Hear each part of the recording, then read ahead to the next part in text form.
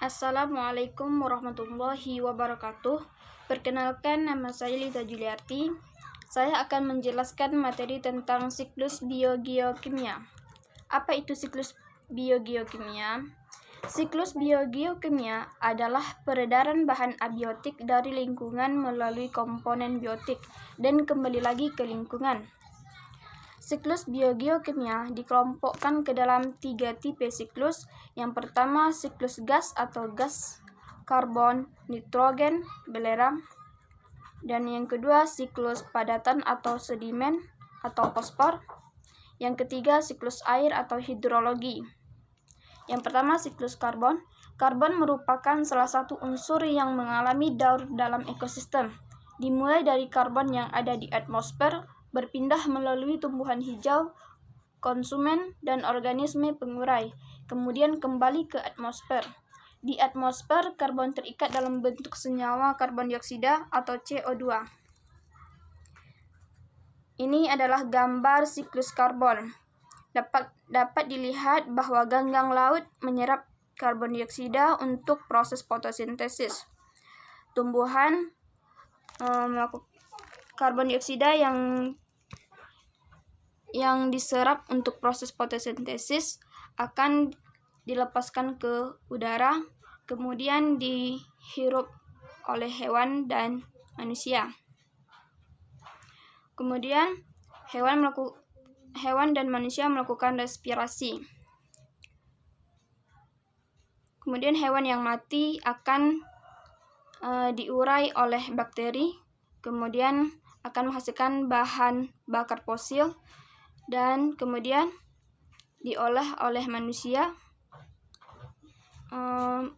mendapatkan energi dan dilepaskan ke atmosfer, karbon dioksida yang dilepaskan ke atmosfer.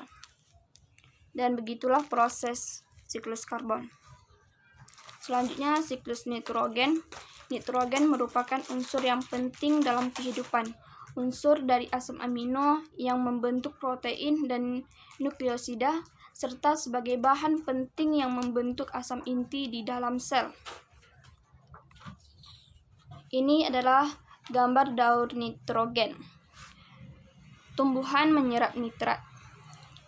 Hewan mengambil senyawa nitrogen yang ada dalam tumbuhan, kemudian menghasilkan bakteri pemroses atau denitrifikasi, kemudian menghasilkan nitrit, bakteri nitrobakteri, kemudian menghasilkan nitrat. Nitrat diserap oleh tumbuhan dan menghasilkan gas nitrogen dalam atmosfer. Gas nitrogen dalam atmosfer akan menghasilkan bakteri yang memfiksasi nitrogen, kemudian menghasilkan nitrat. Kemudian gas nitrogen dalam atmosfer akan menghasilkan gas nitrogen atau asam nitrit. Kemudian bakteri pemroses atau nitrifikasi menghasilkan gas nitrogen dan nitrat. Dan nitrat dilepas dan masuk ke tanah. Selanjutnya, siklus belerang. Di atmosfer, belerang terdapat dalam bentuk gas SO2 yang dibentuk selama ada aktivitas vulkanis dan pembakaran bahan bakar fosil. Selain itu, belerang juga terdapat dalam bentuk gas H2S yang dibentuk sebagai akibat proses pembusukan bahan organik atau proses pembusukan yang terjadi dalam tanah atau air. Ini adalah gambar daur belerang atau sulfur.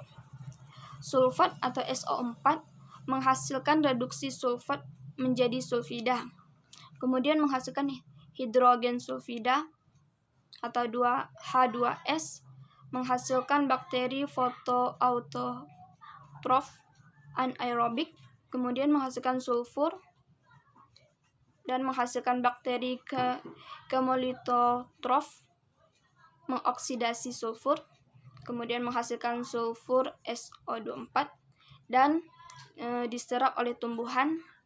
Sulfur organik menghasilkan sulfur organik pada makhluk hidup oleh dekomposer. Selanjutnya, siklus fosfor. Fosfor merupakan bagian penting dari protoplasma.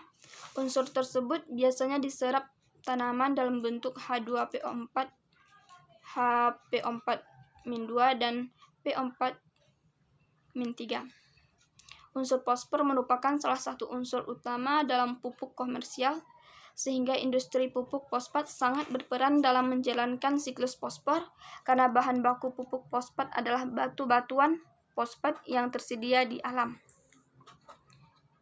Ini adalah gambar daur fosfor.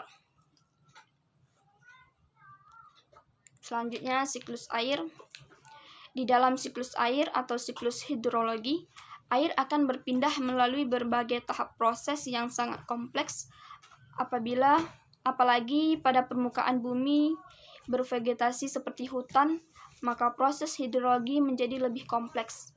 Dalam siklus air, pohon merupakan media pemindahan atau transfer air hujan ke tanah melalui proses penahanan, sementara air hujan oleh tajuk pohon, aliran batang, dan air lolos, serta sebagai pemindahan air dari dalam tanah ke vegetasi dan ke atmosfer melalui evapotranspirasi.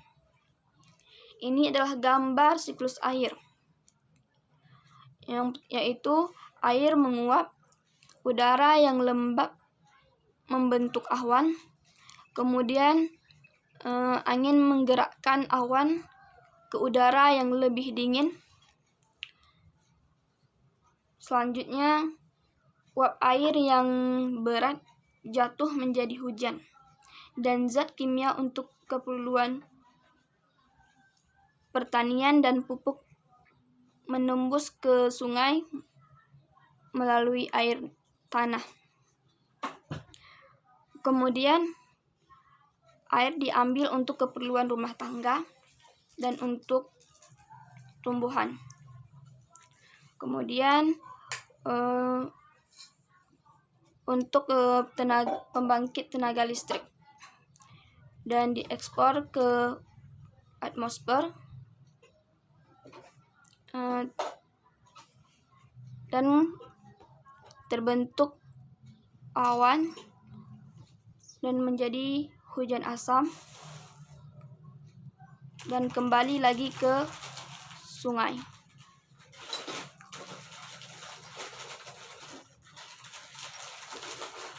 Demikianlah yang dapat saya sampaikan.